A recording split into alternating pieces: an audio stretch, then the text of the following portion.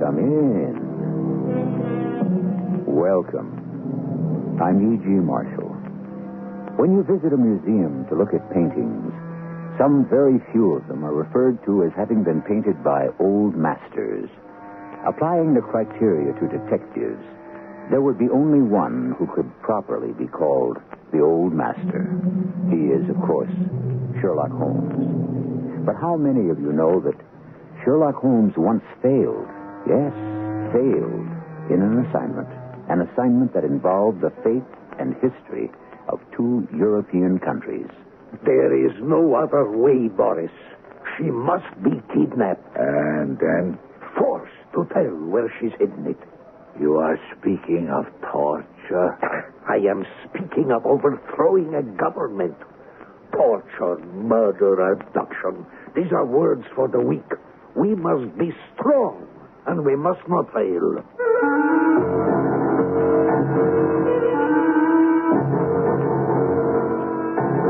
Our mystery drama, A Scandal in Bohemia, was adapted from the Sherlock Holmes classic, especially for the Mystery Theater by Murray Burnett, and stars Kevin McCarthy.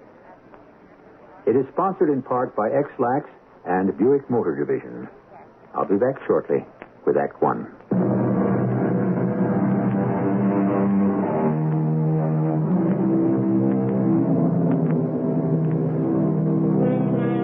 Sherlock Holmes looked upon love as a nuisance, an emotion that could only unbalance the beautiful analytic machinery of the mind, or, as his creator, A. Conan Doyle, put it, grit in a sensitive instrument. And yet, there was one woman Sherlock Holmes might have loved. She appears in this story, faithfully and fully depicted by the admirable Watson. Immediately after my marriage, I'd seen little of Sherlock Holmes. All I knew about my former friend and companion was what I read of his exploits in the daily press. One night in 1888, I was returning from seeing a patient. My way led through Baker Street, and I was seized with a keen desire to see Holmes again. I rang the bell of the well-remembered door, and shortly thereafter was greeted by my friend in the sitting room. Wedlock suits you, Watson. I think you've put on 7.5 pounds since I last saw you. Right, Joe. 7. And you've resumed your medical practice. You didn't tell me you were going back into harness. Well, then how did you know it? I see it. I deduce it. How do I know that you've been getting yourself very wet lately, and that you've a most clumsy and careless servant girl? My dear Holmes, this is too much. Had you lived a few centuries ago, you would certainly have been burned at the stake. Well, it's true that I had a country walk on Thursday and came home in a dreadful mess. But as I've changed my clothes, I can't imagine how you deduced it. As to our girl, Mary Jane, she's incorrigible, and my wife has given her notice. But there again, I fail to see how you work it out. It's simplicity itself. My eyes tell me that on the inside of your left shoe, just where the firelight strikes it, the leather is scored by 6 parallel cuts. Now, obviously, they've been caused by someone who has very carelessly scraped around the edges of the sole to remove the crusted mud from it. Oh, it should. Hence my double deduction that you've been out in wet weather and that you have a particularly careless servant. Dash it all. You always make it sound so simple. But how about my resuming my medical practice? Oh, come, Watson. If a gentleman walks into my room smelling of iodoform with a black mark of nitrate of silver upon his right forefinger and a bulge on the right side of his top hat, showing where he secreted his stethoscope, I must be a dull dog indeed if I don't pronounce him an active member of the medical profession. Each time you explain your process, it appears that anyone can do it. And I know my eyes are quite as good as yours. Of course. You see, but you do not observe. Huh? By the way, you may be interested in this, which came by the last post. Read it. Right. There will call upon you tonight at 7:45 a gentleman who desires to consult you upon a matter of the very deepest moment. Your recent services to one of the royal houses of Europe have shown that you are one who may safely be trusted with matters which are of an importance which can hardly be exaggerated. This account of you we have from all quarters received. Be in your chamber, then, at that hour, and do not take it amiss if your visitor wears a mask. This is indeed most mysterious, Holmes. What do you imagine it means? Well, it's a capital mistake to theorize before you have data, but we do have the note itself. What do you deduce from it? Well, the man who wrote it was presumably well-to-do. This paper can't be bought under half a crown a packet. It's peculiarly strong and stiff. Peculiar? That's the very word. Hold it up to the light and tell me what you make of the initials woven into the texture of the paper. I make out a large E, a small G, a capital P, and a large G, and a small T. No doubt the name of the maker, perhaps his monogram. Not at all. The large G with the small T stands for Gesellschaft, which is German for company. It's a customary contraction.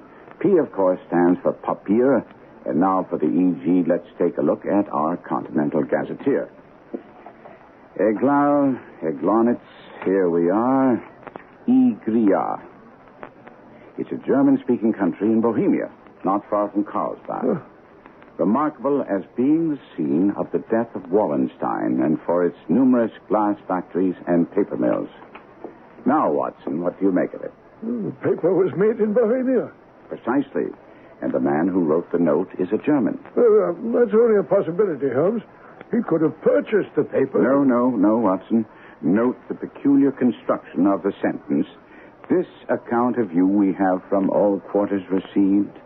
A Frenchman or a Russian could never have written that. Only a German is so uncourteous to his verbs as to place them at the very end of a sentence. It remains, therefore, to discover what is wanted by this German who writes upon Bohemian paper and prefers wearing a mask to showing his face. And, if I'm not mistaken, he's arriving now. Holmes pressed me to stay. I remained seated, and Holmes opened the door to admit a man who was at least 6'6", with the limbs and chest of a Hercules.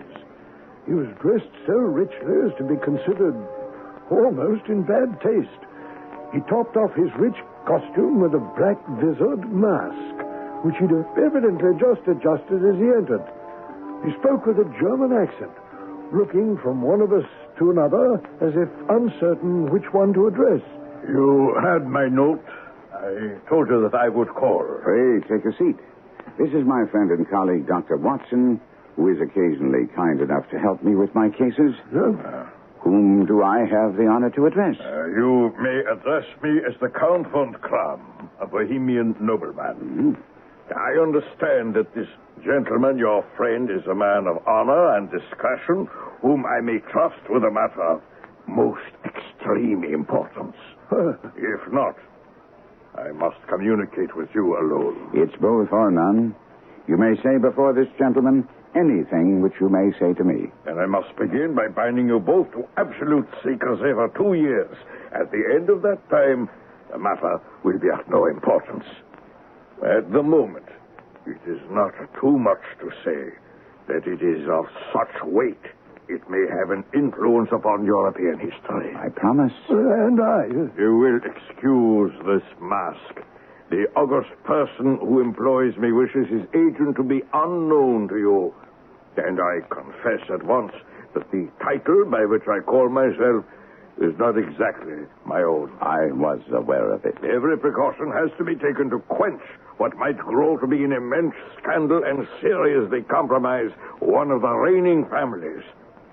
To speak plainly, the matter involves the great house of Ormstein, hereditary kings of Bohemia. I was also aware of that. You surprise me. If your majesty would condescend to state your case, I should be better able to advise you. You are right. I am the king. Why should I attempt to conceal it? Why, indeed? Your Majesty had not spoken 4 words before I was aware that I was addressing Wilhelm Gottsreich von Ormstein, Grand Duke of Kassel-Felstein and hereditary King of Bohemia. Then you can understand I am not accustomed to doing such business in my own person. Yet the matter is so delicate I cannot confide in an agent without putting myself in his power. I come incognito from Prague to consult you. Then pray consult. Briefly, these are the facts. Some years ago, during our lengthy visit to Warsaw, I made the acquaintance of a well-known adventuress, Irene Adler. Name is no doubt familiar to you. Will you be so kind as to look her up in my index, Doctor? Oh, yes, gladly, Holmes. Your index is complete, Holmes, but not in the best of order, so I'm glad that her name starts with an A. Here she is. Thank you. Now, let me see. Born in New Jersey, 1858. Prima donna, Imperial Opera of Warsaw, contralto, retired from the stage, living now in London. Quite so. Thank you, Doctor. And now Your Majesty, as I understand, became entangled with this young person, wrote her some compromising letters, and is now anxious to get these letters back. Precisely so. But how did you... Was there a secret marriage? Oh, of course not. Legal papers? Certificates? None. Well, then I fail to follow, Your Majesty. If this person should produce her letters for blackmail or other purposes, how is she to prove their authenticity? There is the writing. Proof. Forgery. My private notepaper. Stolen. My own seal. Imitated. My photograph. Bought. We were both in the picture. Oh, dear. That is very bad. Your Majesty has indeed committed an indiscretion.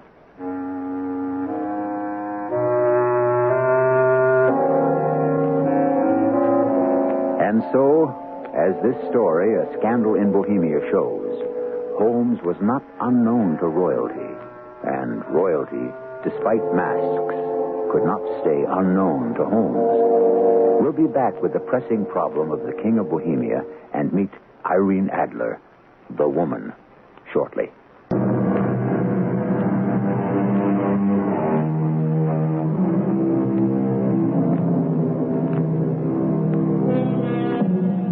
Sherlock Holmes in love? Perished the thought. And yet, of all the tales of Sherlock Holmes, as recorded by his friend Dr. Watson, there's no other adventure in which he expresses as much admiration for a woman as he does for Irene Adler. And keep in mind, she came to his attention not as a client, but as an adversary. But it's best we let Watson continue the story. I was watching His Majesty's face. The moment Holmes said he'd committed a serious indiscretion, his face flashed. I was mad, insane. But remember, I was a young crown prince then. I didn't realize the consequences. It must be recovered. Don't you think we have tried and failed? Then it must be bought. She will not sell.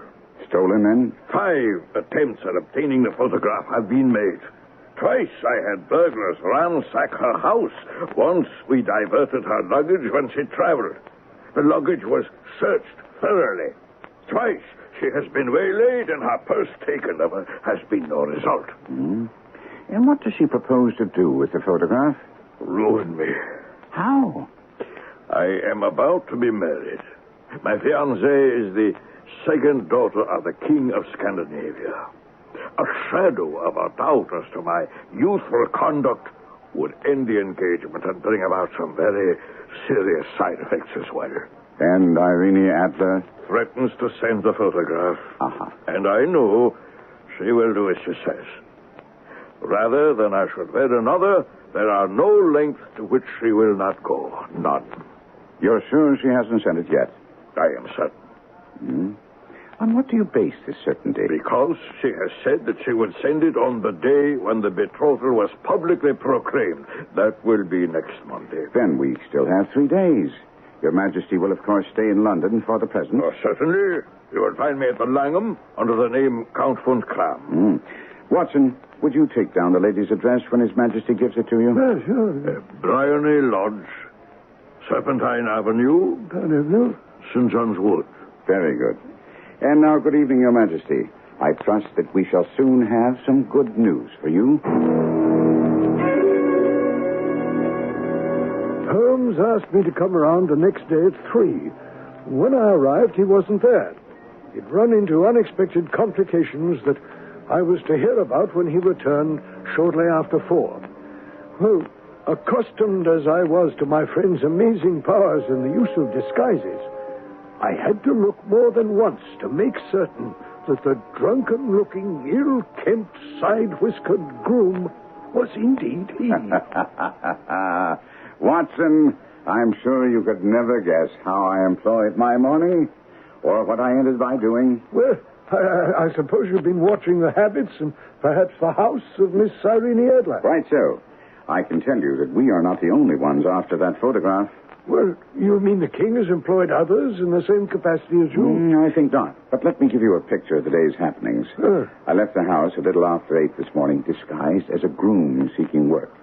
Irene Adler has turned all the men's heads around Bryony Lane. After giving a few of the ostlers a hand in rubbing down their horses, I came upon a character who seemed equally interested in the topic of Miss Irene Adler as I. We fell into a conversation as he bought me a glass of half and half in a neighboring pub. Here's to the ladies, God bless them. And to Miss Irene Adler in particular. May they all be as beautiful as she and as rich. She's well off, then. No, you seem like the kind of person a bloke can trust. Are you trustworthy, mate? It all depends. There might be a lot of reasons for you to be trustworthy if you don't mind taking a few risks. It all depends on what kind of risks you're talking about. Oh, nothing very big. Just helping out a little with the job we have in mind. Who's we? I don't like working blind. I have to know what kind of job you're talking about. Well, you might say it was a kind of a lark. With the lady who lives at Bryony Lodge? You're a sharp one, you are. That's the very one. Just a bit of a lark, that's all. The reason I picked you, mate, was because you have an honest face and showed a lot of interest in the lady yourself. You see, I was listening to you, mate. I thought it might be a good verse for me. What I have in mind might pay you a lot better. How much are we talking about? £50. 50? You didn't think I had an honest face? You thought I had a stupid face? Now, let me tell you, mate, I don't go for the rough stuff, so you can forget about me right now. The 50 ain't all for you. I need 4 or 5 boys who don't mind creating a bit of a dust-up around Bryony Lodge. And I need them tomorrow. Good luck. I ain't going to be one of them. I was thinking you'd get them for me. You look like a fellow who might know some chaps who don't mind a bit of fun and... You keep on about a bit of fun. Yes, you keep on and on about that. And your idea of fun and mine might not be the same, if you know what I mean. Well, you heard what all the grooms were saying about Mademoiselle's boyfriend, the one who visits her so frequent. Aye? Well, his best friend wants to play a little joke, you see. Sort of stage a kidnapping. Not a real one, of course, but...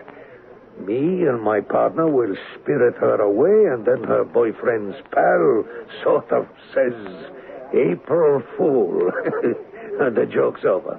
Don't sound very funny to me. A real gent's idea of fun is different than you and me. Well, mate, what do you say? By Jove, Holmes. This fellow sounds a proper villain. What did you say? Accepted his offer, of course.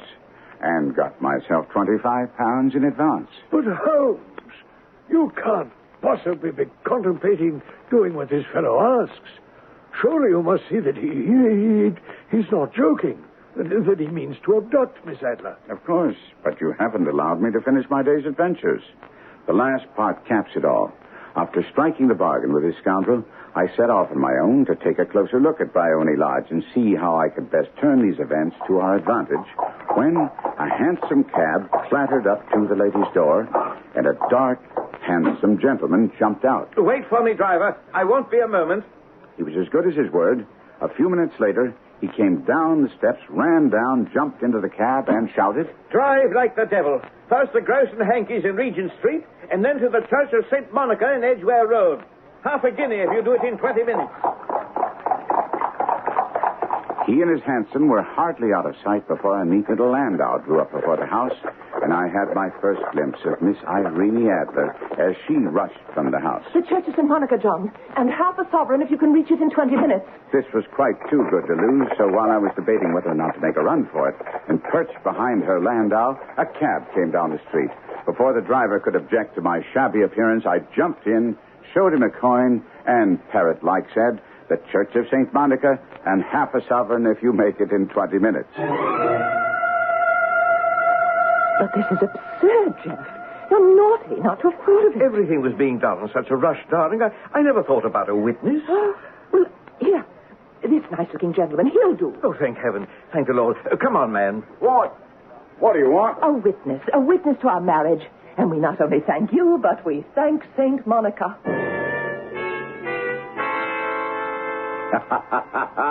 It was the most preposterous position I've ever found myself in my life. The bride gave me a sovereign, and I mean the word, on my watch chain in memory of the occasion. By Jove. But doesn't this sudden marriage threaten everything? It certainly seemed to menace our plans seriously. However, when they separated at the church door, I heard her tell him that she would drive out in the park at 5 as usual. So then I went off and made my own arrangements for tonight. Which are? To be revealed to you after some cold beef and a glass of beer to fortify ourselves for this evening's work. I don't like it, Ferenc. It's dangerous. Boris, it's our only alternative. To rely on this half-drunken groom you meet in a bar.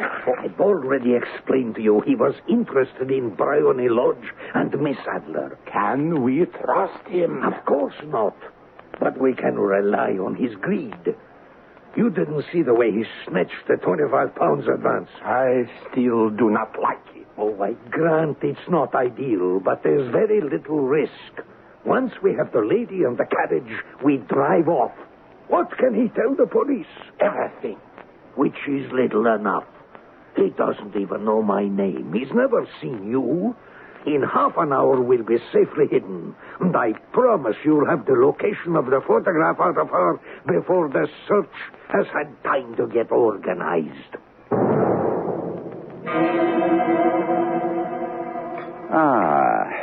Now that the inner man's been satisfied, Watson, let's set our plans. I shall need your cooperation. No, I shall be delighted. Now, Miss Adler always returns from her drive in the park at 7. We must be on hand to meet her. I've already engaged the services of several stout lads who will create the uproar that I promised my companion in the pub. What, you're not going to throw in with those villains after all? Oh, only to the extent of creating a disturbance, which I intend to put to our advantage, of course. My lads are instructed to see that on no account will the lady be taken. But won't the other people know that? In the confusion, they'll only know that their plans have gone awry. Huh. Have you any idea who they are or what they want with the photograph? Only that they've definitely not been hired by His Majesty. As to the rest, I can hazard a guess or two. Either they want the photograph to extort a pretty penny from His Majesty, or from some political purpose. In either case, it doesn't matter. What is important is your role. Oh, well, I'm impatient to hear it. There will be some unpleasantness, but on no account are you to interfere. I promise you it will all end with my being conveyed into the lady's sitting room. 4 or 5 minutes afterwards, the sitting room window will open. You are to station yourself close to that window. Is that all? No, by no means. Now, I have here an ordinary plumber's smoke rocket, fitted with a self-igniting cap at either end. You will throw this through the open window into the room, at the same time raising a good, loud cry of fire. Understood? Yes, but... I haven't finished. Sorry. Your cry will then be taken up by a considerable number of people in the street. Then your part is finished. Walk to the end of the street, where I will rejoin you in 10 minutes. Clear? For the life of me, I can't see how you know you'll be taken into the room and the window open. The explanation will have to wait, because now I must change for my new role. To my astonishment, when Holmes came out from his chamber, he was dressed as an elderly clergyman. And once again I thought, what a fine actor the stage had lost when he elected to become a consulting detective. We shortly afterwards were pacing up and down outside Irene Adler's house in St. John's Wood. Ah, I see that my lads are all in position.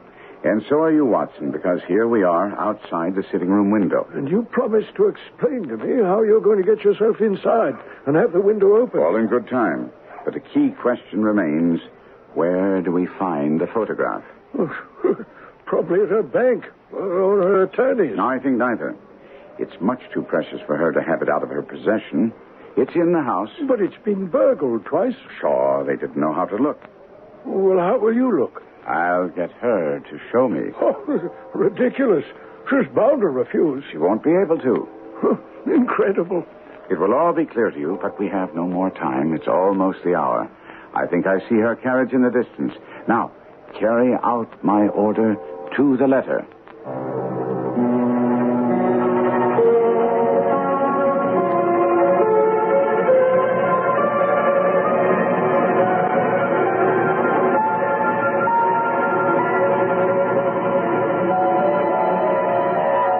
St. John's Wood has always been an exclusive, quiet, residential section of London.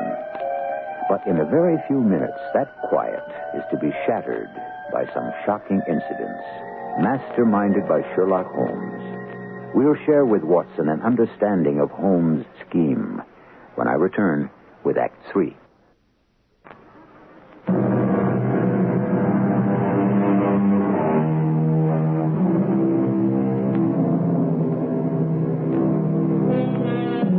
At the very beginning of this story, I spoke of the possibility of Sherlock Holmes being in love.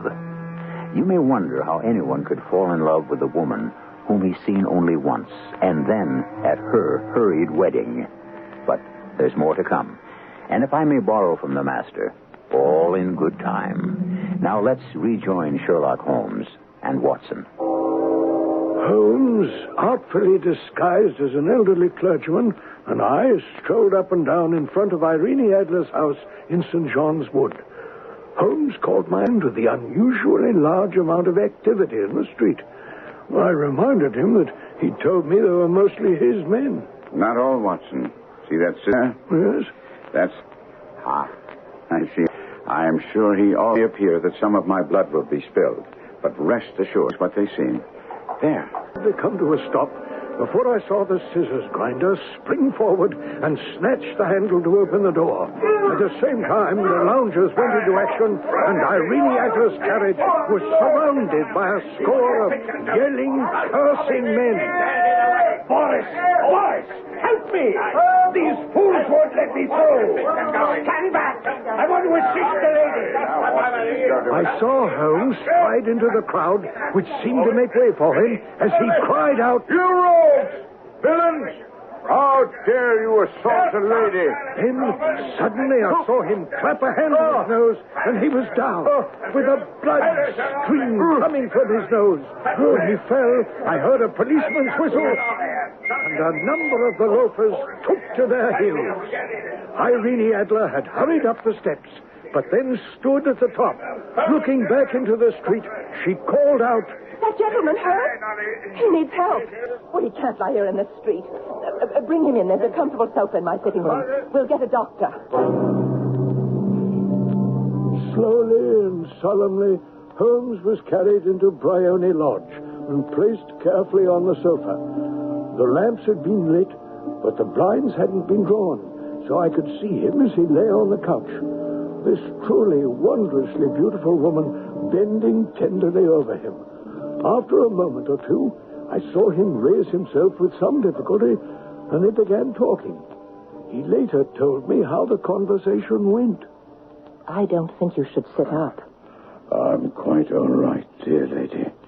I'm more concerned about you. Oh, thanks to your bravery, I just had an unpleasant moment. Oh. What is it? What is it? Nothing to be alarmed about, I'm sure, but if I could have some air... Oh, of course. Marie. Open the windows. As the maid opened the window, I saw Holmes raise his hand. The moment her back was turned, I tossed the rocket into the room and shouted, "Fire!" The cry was instantly taken up as thick clouds of smoke curled through the room and out the window.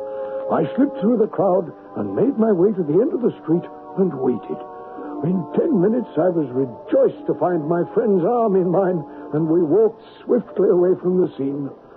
You did it very nicely, Doctor. Everything's right as rain. You have the photograph? I know where it is. Oh, how did you find out? As I told you, she showed me. Well, I'm still in the dark. When a woman thinks her house is on fire, her instinct is at once to rush to the thing she values most. Our lady today had nothing more precious to her than the photograph that we seek. When the alarm of fire was raised, she rushed to secure it. And she did? The photograph is in a recess behind a sliding panel just above the right bell pull. She was there in an instant, and I caught just a glimpse of it as she half drew it out. Yes. And now? We've almost reached our goal, and yet there's something gnawing at the back of my mind. Let me repeat the conversation that took place between us after it was discovered that the fire was only a false alarm. It may perhaps suggest something to you. My dear Reverend... Forsyth, madam. Madam? Oh. How very observant of you to notice my wedding ring. It's so new to me that Madam quite startled me. I apologize. I should certainly be unable to bear the thought of bringing you any further excitement or trouble. It has been a hectic 5 or 10 minutes, Reverend, and I must thank you for your courage in coming to my aid. At your age, it might have been dangerous.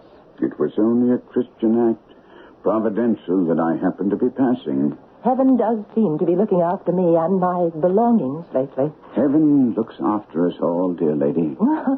Providence does seem to be taking a special interest in me.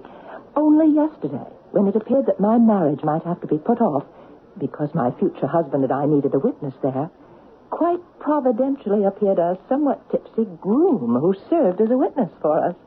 And now, today, I'm almost set upon by a band of toughs, and the Lord sends me an elderly but foolhardy minister who risks his life and limb for a strange lady. It does seem that you're blessed. And now, when for a moment it appeared that my house, with all its lovely furnishings, would be ravaged by fire, I am again saved when it proves to be a false alarm. You may indeed consider yourself fortunate. But if you don't mind, I feel quite recovered. Oh, yes, of course. I'll have my coachman take you wherever you were going. I wouldn't think of it, dear madam. You've done quite enough for me as it is. I felt that it was wise to leave as quickly and with as little fuss as possible. And so I met with you. Well, then why this unease? From what you told me, you accomplished everything you set out to do. I did. And yet... Oh, hang it, man. It's just that there was something in her eyes. Oh, come now, Holmes. Don't tell me that you're mooning over a woman. Not at all, not at all. You misunderstand. But here we are in crowded Baker Street. Do you have the key? Well, of course not. Dear me. I fear I'm getting somewhat absent-minded. Here's the key. It slipped a little during all my exertions. Good night, Mr. Sherlock Holmes. Who's that? Oh, search me. Some young lad in an ulster. He's just now hurrying off. I swear I've heard that voice before. I wonder who the deuce it could have been. Holmes took the puzzle of the voice to bed with him. He also invited me to spend the night because we were to be up so early the next morning. After sending a message off to my wife, I went to bed, and next morning around 7, we were engaged upon our toast and coffee when I inquired of Holmes the reason for our early rising. We're up at this hour, Watson, because the king shall be here shortly. His Majesty. I thought it might give him some satisfaction to regain the photograph with his own hands. Oh, well, that still doesn't answer. The lady will probably not be up when we call. We shall be shown into the sitting room, and when she comes down, she may find neither us nor the photograph. You have really got it. Not yet. But you have hopes. I have hopes. Then come. I'm all impatience to be gone. We must have a cab. No, my brougham is waiting. That simplifies matters. Come along, Watson. The game is truly afoot.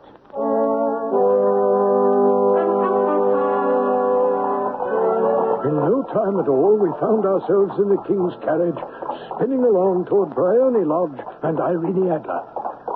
Irene Adler is married, Your Majesty. Married? When? Yesterday. But to whom? To an English lawyer named Norton. Impossible. I was a witness to the wedding. Oh, that is not what I meant. She could not love him. I'm in hopes that she does. And why in hopes? Because it would spare Your Majesty all fear of future annoyance. If the lady loves her husband, she does not love Your Majesty. If she does not love Your Majesty, there is no reason why she should interfere with Your Majesty's nuptial plans. Well, what you say is true. And yet... You still have doubts? Oh, not about the truth of what you said. It is just that I wish she had been of my own station. What a queen she would have made.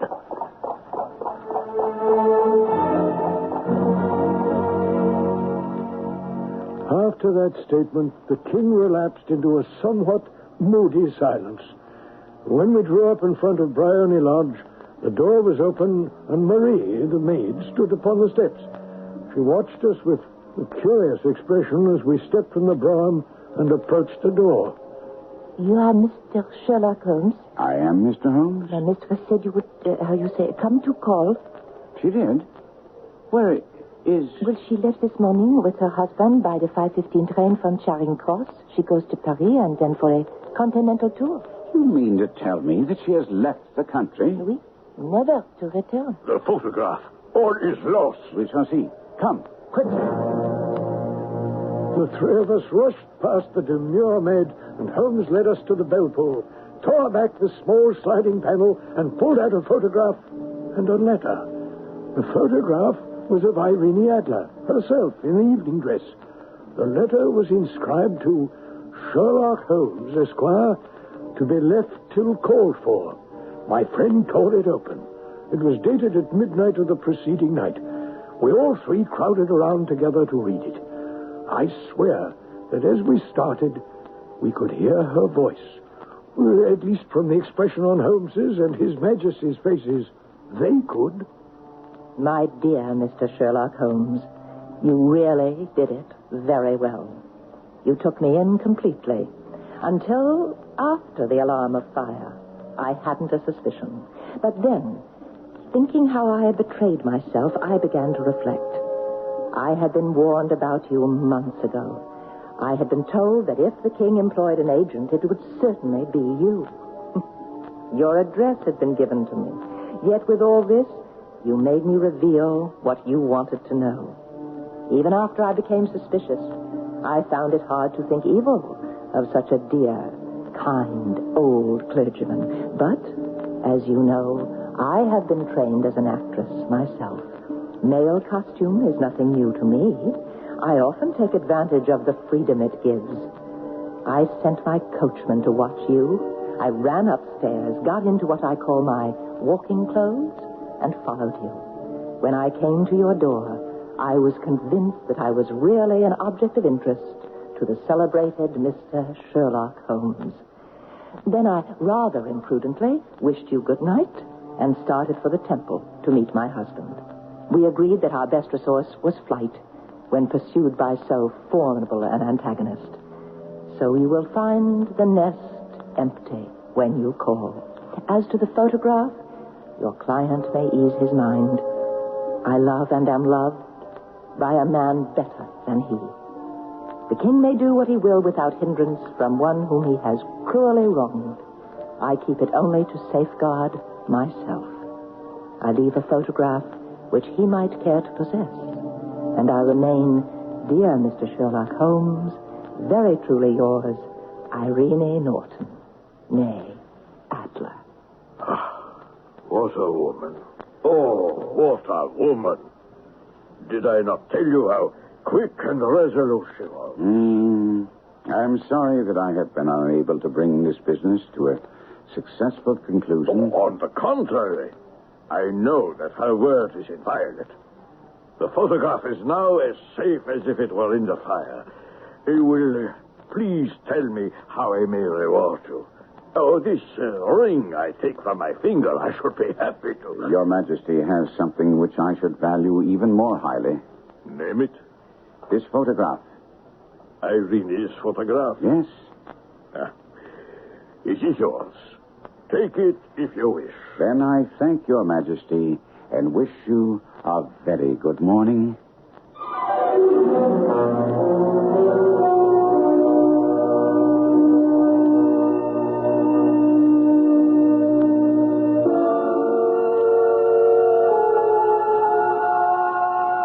It is, of course, history that the photograph remained always on Holmes' mantel.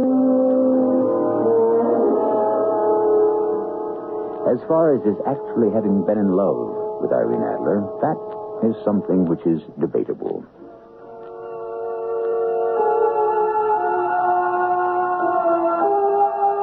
I'll be back to give you my reasons for thinking it highly likely in just a moment.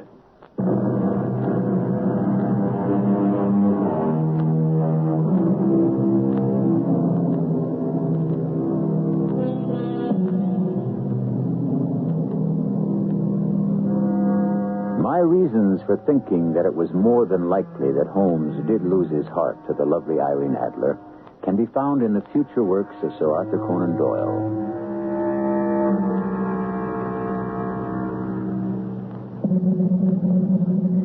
Prior to his writing A Scandal in Bohemia, he always had Holmes make merry over the cleverness of women. But from that story on, Holmes never again mocked the abilities of the fair sex.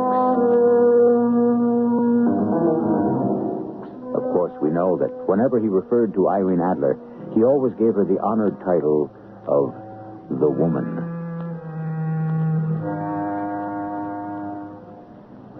Our cast included Kevin McCarthy, Court Benson, Marion Seldes, and William Griffiths. The entire production was under the direction of Hyman Brown. And now, a preview of our next tale. Do you know my wife? Oh, yes. How is she? As ravishing as ever. Oh, Master Derville. If I'd come through all this better looking, if I hadn't been so disfigured by my wounds, so aged by my suffering, my fate might have been different. I have the face of a requiem. I'm dressed in rags, and I've lost nearly every hair on my head. But there's one person who knows me intimately, whom I know equally well, who could never deny me, no matter how much I changed.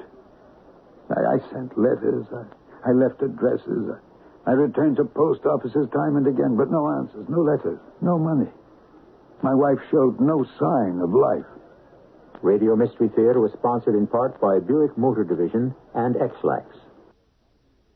This is E.G. Marshall inviting you to return to our Mystery Theater for another adventure in the macabre. Until next time, pleasant dreams.